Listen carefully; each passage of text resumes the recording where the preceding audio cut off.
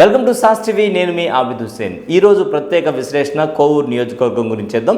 కోవూరు నియోజకవర్గంలో అసలు ఏం జరుగుతోంది, కోవూరు నియోజకవర్గం పరిస్థితి ఏంటి, కోవూరు నియోజకవర్గంలో తెలుగుదేశం పార్టీలో ఏం జరుగుతుంది అనేది ఒకసారి చూస్తే, కోవూరు నియోజకవర్గంలో నిన్నటి వరకు పోలంరెడ్డి దినేష్ రెడ్డి విస్తృతంగా ప్రచారం చేశారు. నిన్న అంటే ఇటీవల కాలం వరకు దినేష్ రెడ్డి ఎమ్మెల్యే అభ్యర్థిగా ప్రచారం చేశారు. అయితే ఇటీవల జరిగినటువంటి పరిణామాల నేపథ్యంలో కోవూరు నియోజకవర్గంలో వేమిరెడ్డి ప్రశాంతి రెడ్డిని అభ్యర్థిగా ప్రకటించడం జరిగింది. అయితే ఒకరోజు కొంత అలకపోలినటువంటి దినేష్ రెడ్డి వర్గం అంతా కూడా మొత్తానికి పరిస్థితులు అయితే సద్దుమణిగినట్టు తెలుస్తోంది. అధినేత దగ్గర ఈ పంచాయతీ అంతా వెళ్ళింది.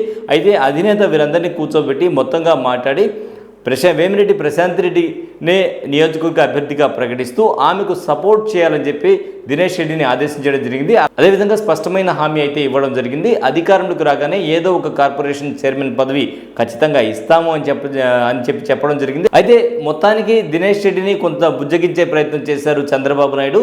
తాము అధికారంలోకి వస్తే ఖచ్చితంగా ఏదో ఒక కార్పొరేషన్ చైర్మన్ పదవి ఇవ్వడంతో పాటు త్వరలోనే జరిగేటువంటి అంటే 2027లో జరిగేటువంటి ఎన్నికల్లో ఆ సమయంలో ఎమ్మెల్సీగా మీకు కన్ఫర్మ్ చేసేటువంటి అవకాశమే కాదు, స్పష్టమైనటువంటి సీట్ అయితే ఎమ్మెల్సీగా ఇస్తామని చెప్పి అయితే ఒక హామీ ఇవ్వడం జరిగింది. ఈ హామీతో కొంత శాంతించినట్టయితే మనకు తెలుస్తుంది. అంతేకాకుండా ఒక జాతీయ స్థాయి పదవి కూడా ఆయనకి ఇవ్వడం జరిగింది. తెలుగుదేశం పార్టీ జాతీయ అధికార ప్రతినిధిగా దినేష్ రెడ్డిని ఎన్నిక చేసినట్టు ఒక పత్రం కూడా, ధృవీకరణ పత్రం కూడా వారు ఇవ్వడం జరిగింది. సో మొత్తానికి దీంతో ఆయన కొంత శాంతించినట్టయితే మనకు తెలుస్తుంది. అదేవిధంగా అక్కడి నుంచి వచ్చిన తర్వాత తన అక్కకి నేను సపోర్ట్ చేస్తాను, అక్క ప్రశాంత్ రెడ్డి ఎవరైతే ఉన్నారో వారికి నేను పూర్తిగా సపోర్ట్ చేస్తాను అని చెప్పడం జరిగింది. వర్గంతో కూడా ఒక అంతర్గత మీటింగ్ కూడా ఇటీవల ఆయన నిర్వహించడం జరిగింది. అందరూ కూడా ప్రశాంత్ రెడ్డికి సపోర్ట్ చేయాలని చెప్పి వారందరినీ కూడా కన్విన్స్ చేయడం జరిగింది దినేష్ రెడ్డి. సో మొత్తానికైతే కోవూరు నియోజకవర్గంలో ఏదైతే అసమ్మతి ఉందో అది పూర్తిగా శాంతించినట్టు తెలుస్తోంది. అదేవిధంగా ప్రశాంత్ రెడ్డి నివాసం అంటే వేమిరెడ్డి ప్రభాకర్ రెడ్డి ప్రశాంత్ రెడ్డి దంపతుల నివాసం అయితే కార్యకర్తలతో నిండిపోతుంది. ప్రధానంగా వారు ఉండేది కూడా కోవూరు నియోజకవర్గమే లేకుండా పాటు కావడంతో జనాలు క్యూ కడుతూ ఉన్నారు. ఇంటికి వెళ్ళి తమ సంఘీభావం తెలియజేస్తున్నారు. ఎవరైతే కొంతమంది నేతలు దినేష్ రెడ్డి ఉండేటప్పుడు ఎవరైతే కలవలేదో వాళ్ళు కూడా ప్రశాంత్ రెడ్డి ఇంటికి వెళ్ళడం, ప్రశాంత్ రెడ్డితో కలవడం జరుగుతోంది. తమ మద్దతు తెలియజేస్తూ ఉన్నారు. ఎట్టి పరిస్థితుల్లో కూడా ప్రశాంత్ రెడ్డి గారు మిమ్మల్ని మేము గెలిపించుకుంటామని వారితో మాట్లాడుతున్నారు. వారికైతే స్పష్టమైనటువంటి హామీ అయితే ఇస్తూ ఉన్నారు.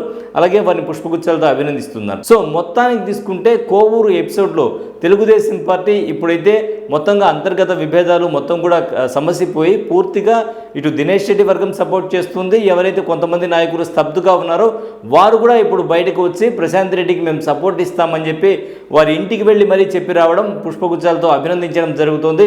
ఇదైతే ఒక కీలక పరిణామంగా కోవూరు నియోజకవర్గంలో చెప్పచ్చు. మొత్తానికి కోవూరు నియోజకవర్గానికి సంబంధించి తెలుగుదేశం పార్టీలో ఏర్పడినటువంటి అసమ్మతి అయితే పూర్తిగా సద్దుమణిగిపోయింది అనేది అయితే మనకు తెలుస్తుంది. ఇది ఇవాళ స్పెషల్ రిపోర్ట్. మరో స్పెషల్ రిపోర్ట్లో మళ్ళీ కలుద్దాం. అంతవరకు సెలవు. నమస్కారం.